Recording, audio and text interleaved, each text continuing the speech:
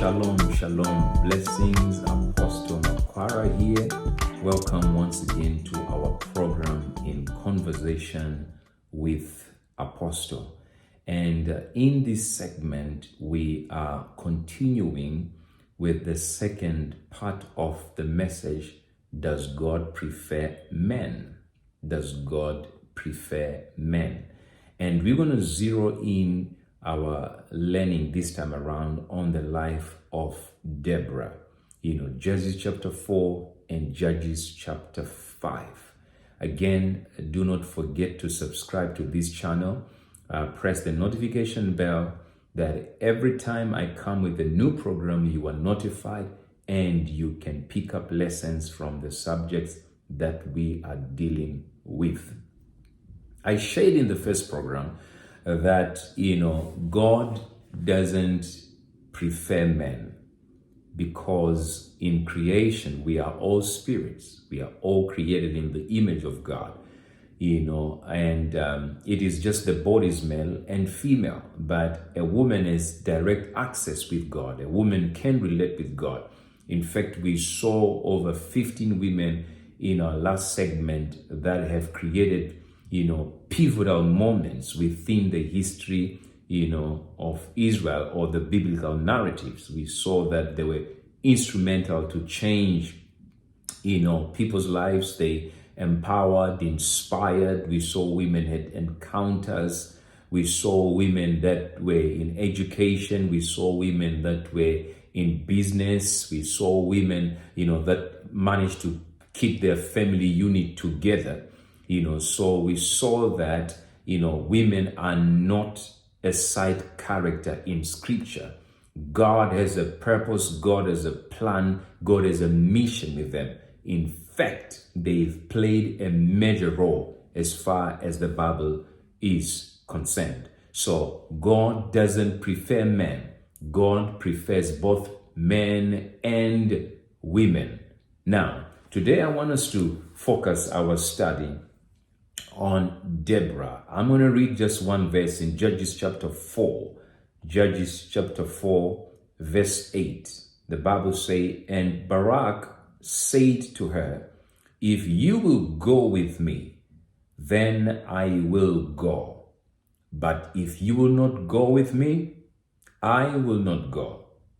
If you go with me, then I will go. But if you will not go with me, I will not go." Then verse 9 said, "So she said, I will surely go with you. Nevertheless," listen to this, "nevertheless, there will be no glory for you in the journey you are taking, for the Lord will sell Sisera into the hand of a woman." He said that, there will be no glory for you in this journey that we are taking, because God is going to hand Sisera in the hands of a woman. So I just want us to pull a few lessons out of the life of Deborah as we are looking at, does God prefer men? Lessons out of Deborah's life on this program in Conversation with Apostle. Now, let me just submit to you that the word Deborah, the name Deborah, means busy bee. The name Deborah means busy bee. Deborah was married. She was a prophetess. She was married to Lapidoth. Lapidoth was the husband of this woman called Deborah. She was a keeper of the lambs as far as the tabernacle was concerned. She is an interesting character because she covers chapter 4 and chapter 5 of Judges, because she's such an inspiration. Why is Deborah an inspiration? It is because, there were a few female leaders during the time of Judges. Now, the background of Judges is that you are coming out from the book of Joshua when Moses was dying in the 34th chapter of Deuteronomy. He lays his hands on Joshua, transfers the spirit of wisdom, impartation. You see it also in Numbers. Moses confers honor on him. He prepares him to take over, and Joshua takes over in the book of Joshua. But the greatest mistake that Joshua did there was no person that Joshua left to take over after his death. So he failed as far as succession.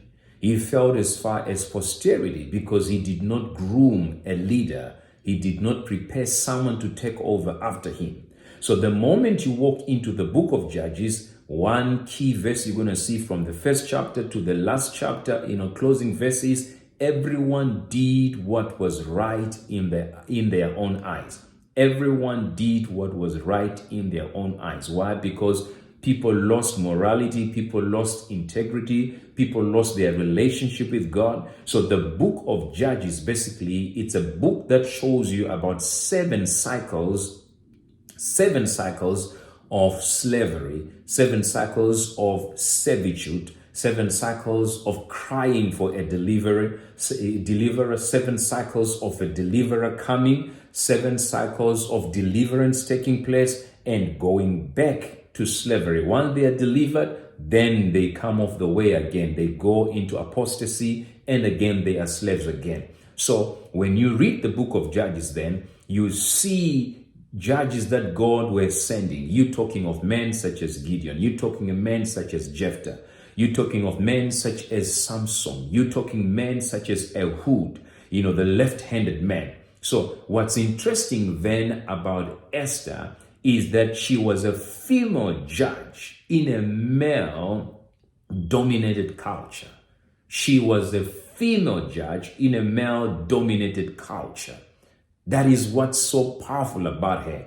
Now, not only was, she was a female judge in a male-dominated culture, but I want you to understand that scripture says that she used to go under the tree, under the palm tree between Ramah and Bethel.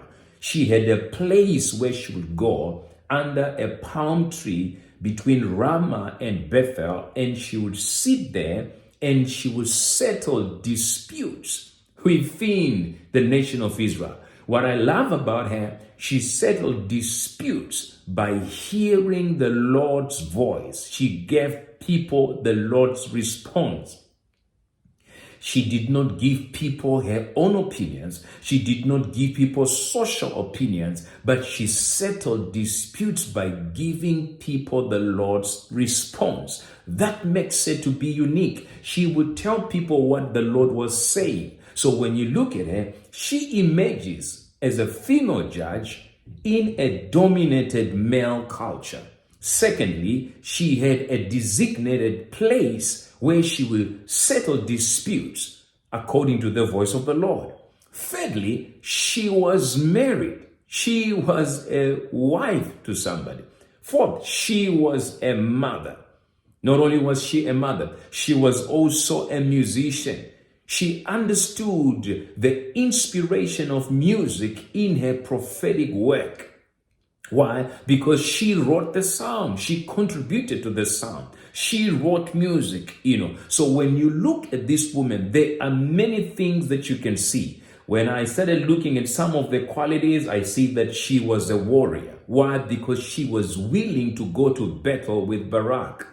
She was a warrior. She was a prophet or prophetess because she settled disputes by giving people the voice of the Lord. She was a poet because we have the song of Deborah. She was a wife. She was a writer. She was a strategist. She was a visionary and she was a leader. She wore all these and she was a worship leader herself. Because even after the victory, she began to give gratitude to God. She understood the principle of gratitude.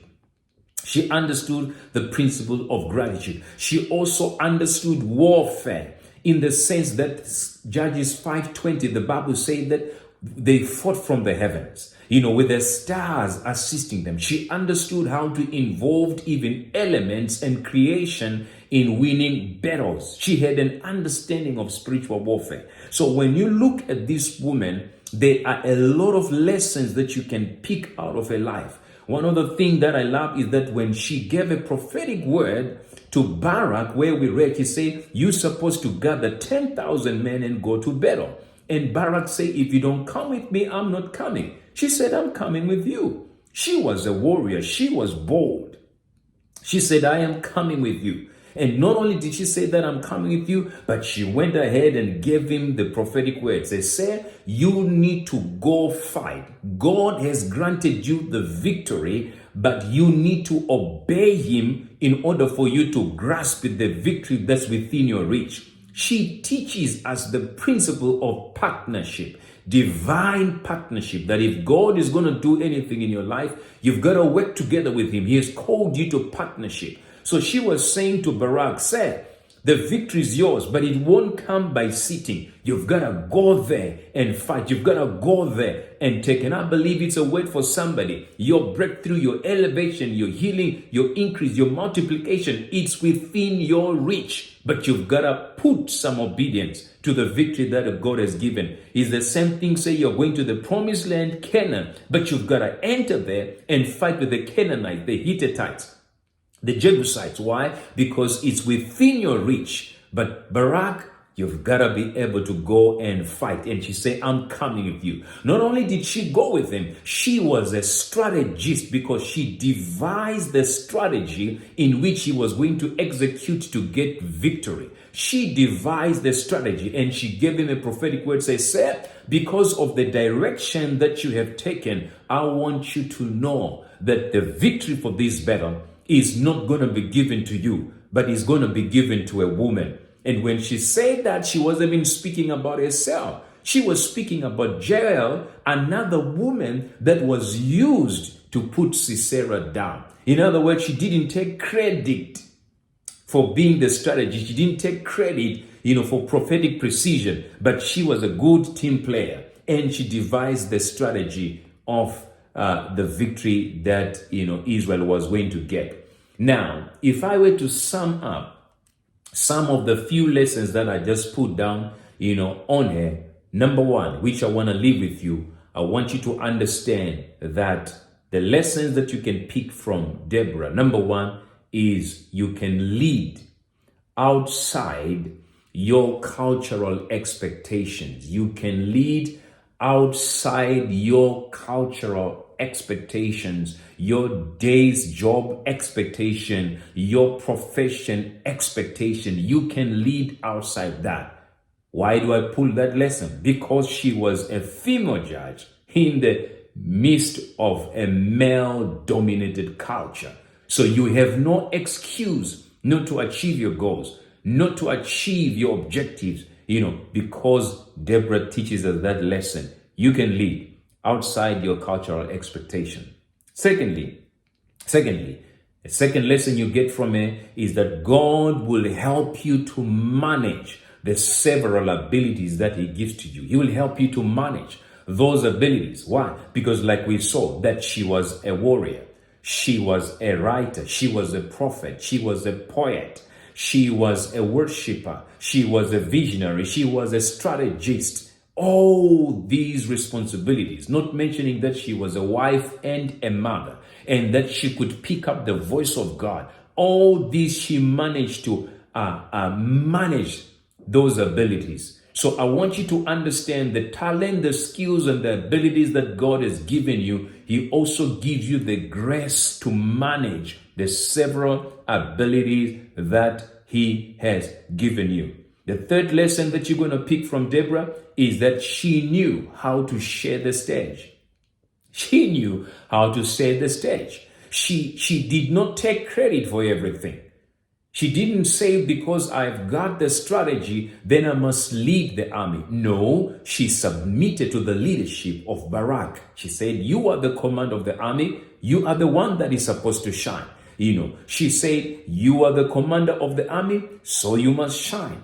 So she knew how to share the rewards. I want you to see that she knew how to share the rewards. The other thing that I want you to see, not only in sharing the rewards, she actually said the victory is going to come through a woman, but the woman that was coming through, the victory was coming through, it was not even herself. It was Jael. She was not jealous of her. So in other words, you can learn from Deborah that if you're going to make it in this world, you got to learn. You got to learn to share the stage. Not everything revolves around you, but learn to work in team. Learn to share the stage. Learn to let other people shine. The fourth thing right there, you see that, she found her team, or learn to find your team and promote others. That's what she did. In life, you must learn to promote others, learn to celebrate other people's gifts, learn to promote other people's talents, learn to promote other people's placement, because that's what she did with Barak, and that's what she did with Jael.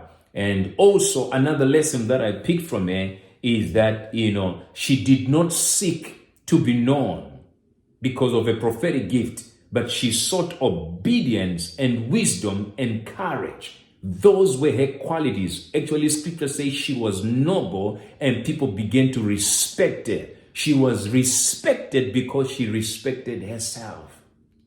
So instead of going after people to know you, to make a name for yourself, focus on your gift, sharpen your gift. Focus on your relationship with God. Sharpen that, maintain that as you stay in fellowship, as you stay in wisdom, as you stay in courage, executing your assignment. You will in turn get honor. You will in turn get respect, but not making them your goal, but making your assignment, your ministry, and your relationship with God as a goal. So her society respected her. They respected her. Why? Because scripture says she was a noble woman. And lastly, she paved the way to God in all that she was doing. She paved the way, to God in all she was doing. She never took credit. All she did was to lead Israel to God. All she did was to lead Israel to have breakthrough. All she did was to lead Israel, to freedom. After 20 years of servitude, 20 years of slavery, the Lord raised a woman called Deborah. And I'm saying again in this second segment that God does not prefer men. There are women out there, and there are women listening to me right there. You have an assignment. You have a part to play in the redemptive plan of God.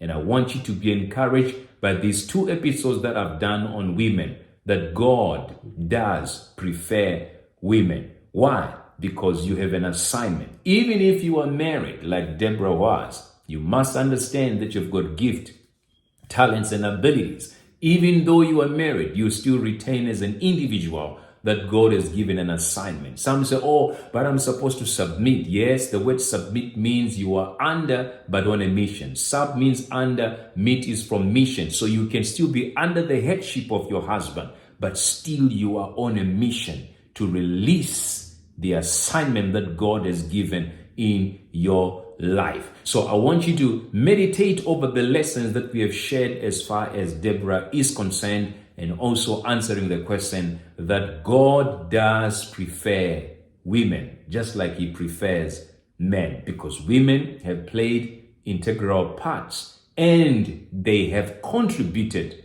to pivotal moments, encounters, families, the change as far as the marketplace, as well as partnering with the gospel. So God bless you as you pick up the lessons from this and put them in your life and see some results. I will see you again in our next program. Again, do not forget to subscribe, and press that notification bell so that you continue to receive more lessons as I post them on a weekly basis. God bless and have a lovely, lovely day.